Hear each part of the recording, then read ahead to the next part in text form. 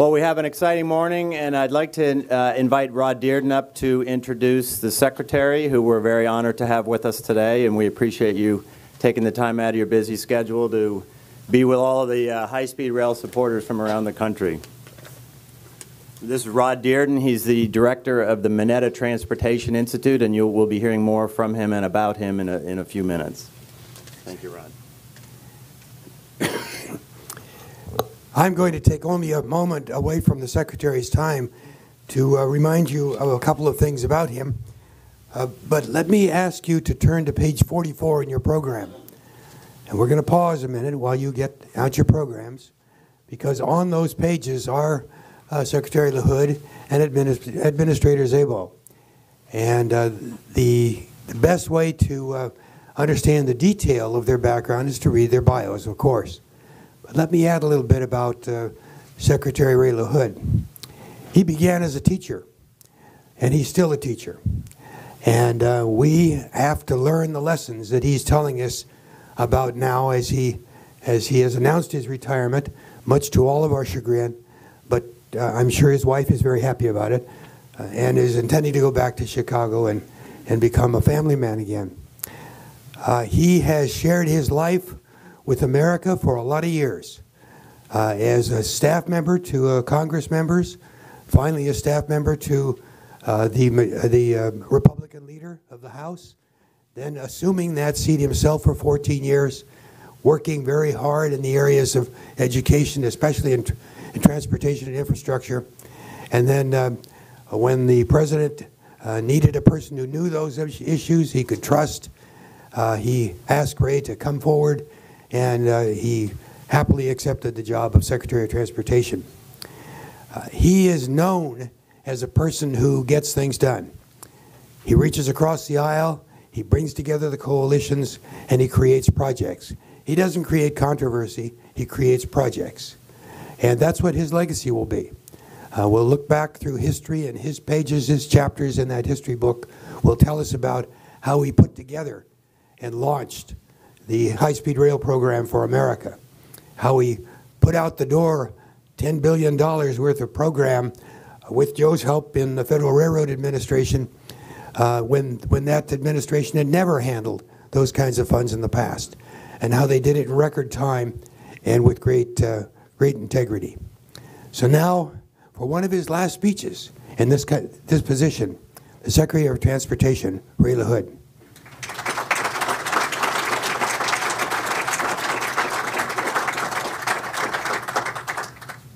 Well, good morning, everyone. Thank you to all of you rail enthusiasts for gathering here in Washington another time to talk and work together and figure out how we continue to move forward. This has been an extraordinary 4 years for high-speed rail. We've come a long way. You all have been so helpful in helping us to make this very short journey, but make an awful lot of progress. And I want to recount where were you at 4 years ago, and where I think you all can be helpful in the future. When the Economic Recovery Plan was passed by Congress within 30 days of the President being sworn in, there was $8 billion for high-speed passenger rail. That's 8 billion times more than had ever been invested by our national government in passenger rail in America, thanks to the President's vision for implementing passenger rail. During the first 2 years of our opportunity in this job, we traveled to 18 countries looking at high-speed rail. And the common thread in every country that ran through every country was the idea that unless the national government makes the investment in high-speed rail, it will not happen. And that's what happened in Europe and Asia. And that's why they have the kind of passenger rail that they have, because their governments made the commitment to make the investment. And over the last 4 years, our program has invested $12 billion That's $12 billion from the national government in high-speed rail. And we've invested it in 154 rail projects in 34 states. In 4 years, in a very short period of time. 43 high-speed rail projects worth $3.1 billion are currently under construction. 43. And those are projects that are all over the country. They're not concentrated.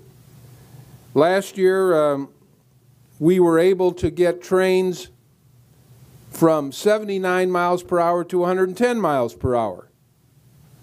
Joe and I rode on one in Illinois, where we've made over $2 billion worth of investments of our own money, matched with money from Governor Quinn and the state of Illinois. So the train from Chicago to St. Louis, with stops along the way, will reach speeds of 110 miles per hour. In California, when the investments are complete and the trains are built, trains will go 200 miles per hour. The idea that we were going to develop a rail plan or a passenger rail plan where every train was going to go 200 miles an hour was never part of our vision. You know, on the Northeast Corridor, all of you have ridden it, the investments we're making there will get trains to higher speeds.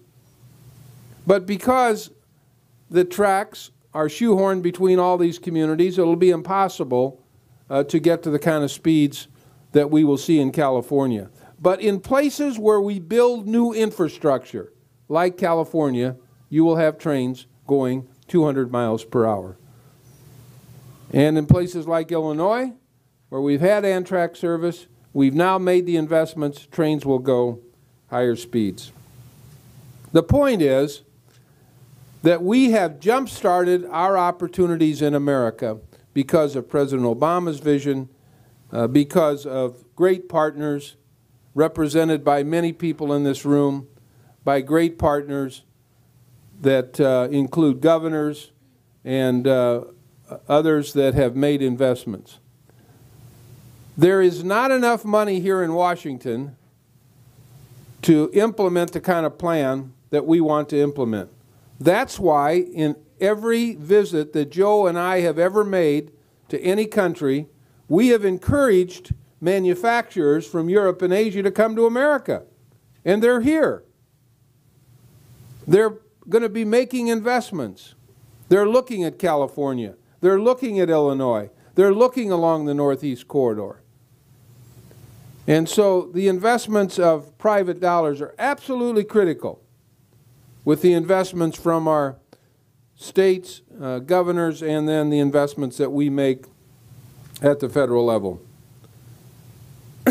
This really comes about as a result of President Obama's vision. And in every transportation budget that the President puts forth, there's money for passenger rail. His commitment is very, very strong. And our commitment is very, very strong. And private companies' commitment is very, very strong. So high-speed rail, passenger rail is coming to America. There's no turning back. Do not be dissuaded by a few detractors. Do not be dissuaded by people without a transportation vision. Passenger rail is the next generation of transportation for the next generation.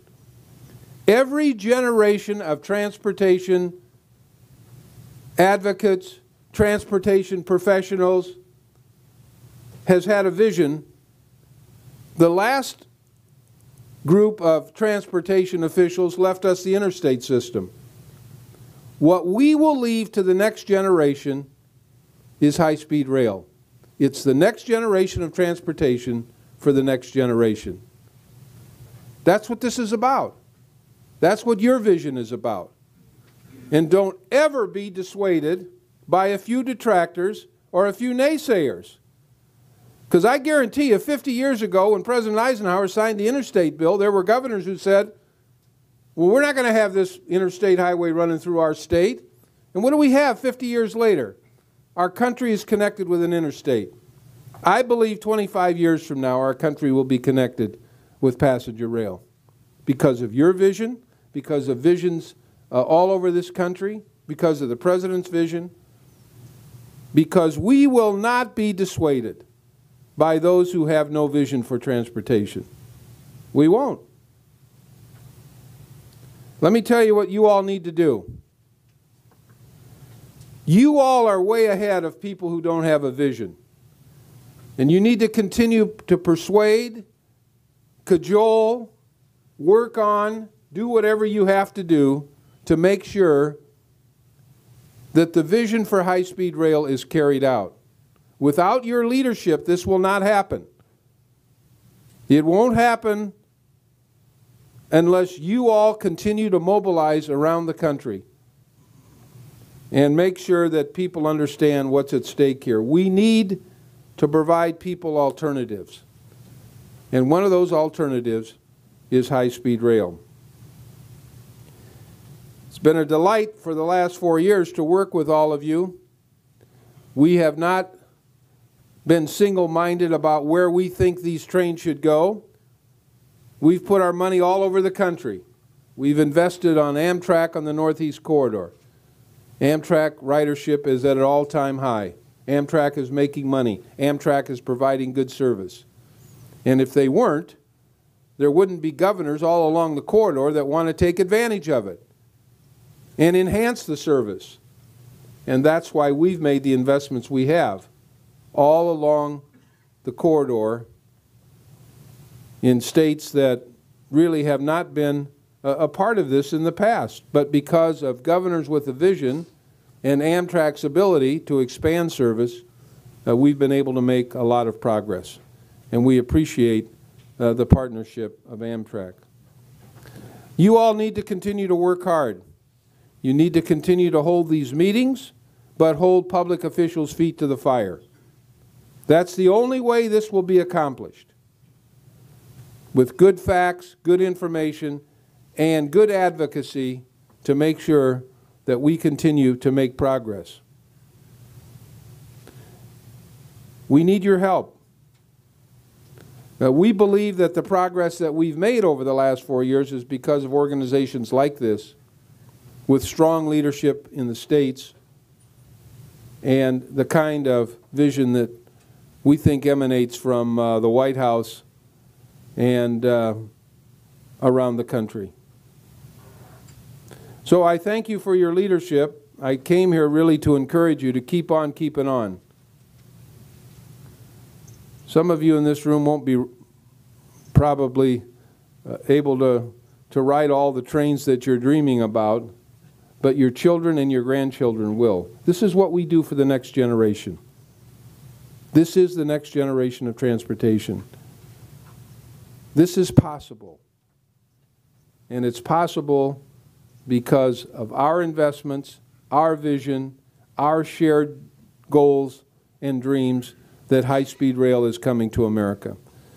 So thank you for all of your involvement. Keep it up. You'll continue to get a lot of encouragement from the Department of Transportation, from this administration, from the President, and those of us that will continue to work until we see our dreams realized when it comes to high-speed rail. I don't know if we want to do a few questions or, yeah, a few questions, I guess. Yeah, okay. Anybody? My name's Chris Baird. I'm with BizNow Media. How do you think transit-oriented development and the development community can partner with organizations that are represented here to develop high-speed rail? You know, it's a very good question, and here's what we've done. Through our Tiger program, through our transit program, we have invested in transit systems, in light rail, in streetcars, in bus rapid transit that will give connectivity so that people that perhaps don't even have an automobile in their community could get on a bus or a light rail or a streetcar and end up at a Grand Central Station in Minneapolis or Denver, where we've made investments, or other places around the country where then they can get on an Amtrak train and go anywhere they want in the country. This is what they've done in Europe and Asia. They've provided a lot of connectivity so that people don't, if they don't want to drive their car to the train station, they can get on some other form of transit, whether it's what I said, a bus, light rail, streetcar, ride their bike, and leave it at the train station or get off at the train station. And there has to be connectivity for people to be able to have access to these trains. There simply does. And we see that happening. In my own home community of Peoria, Illinois, people are talking about how they're going to get to the station in Normal, Illinois, which is 45 miles away, whether there'll be bus service or whether there'll be some other form of transportation in order to get on the Amtrak train to either go to St. Louis or Chicago. So it's very, very, the whole connectivity thing. That's why we've made investments in transit and in stations and in facilities in order to accommodate people's ability to actually get to the train stop. Yes? Here with the future Hampton Roads, what would you say to a community like Hampton Roads that's 190 miles south of the Northeast Corridor but doesn't have willing participants in the state and Class 1 railroads to allow the type of service that we truly need? You got to keep continuing to press your vision with those people that are in positions to make this happen. This goes to my point. The people are so far ahead of most politicians on this. They really are. You can't give up.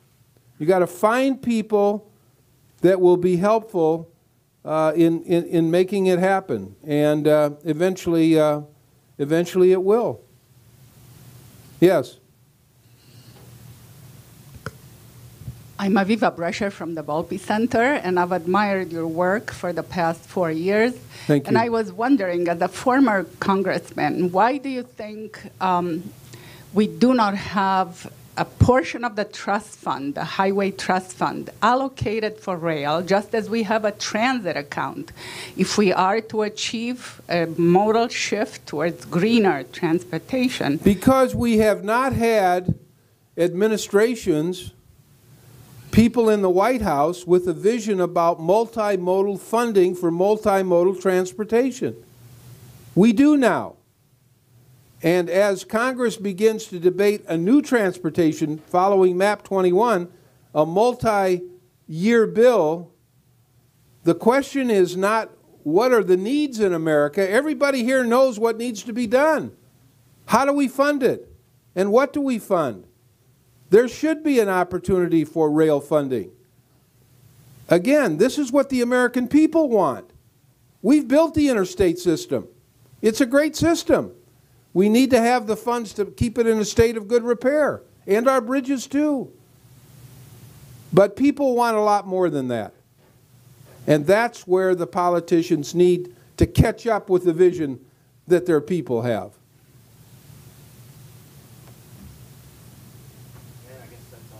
That's it. Thank you. Good luck, everybody.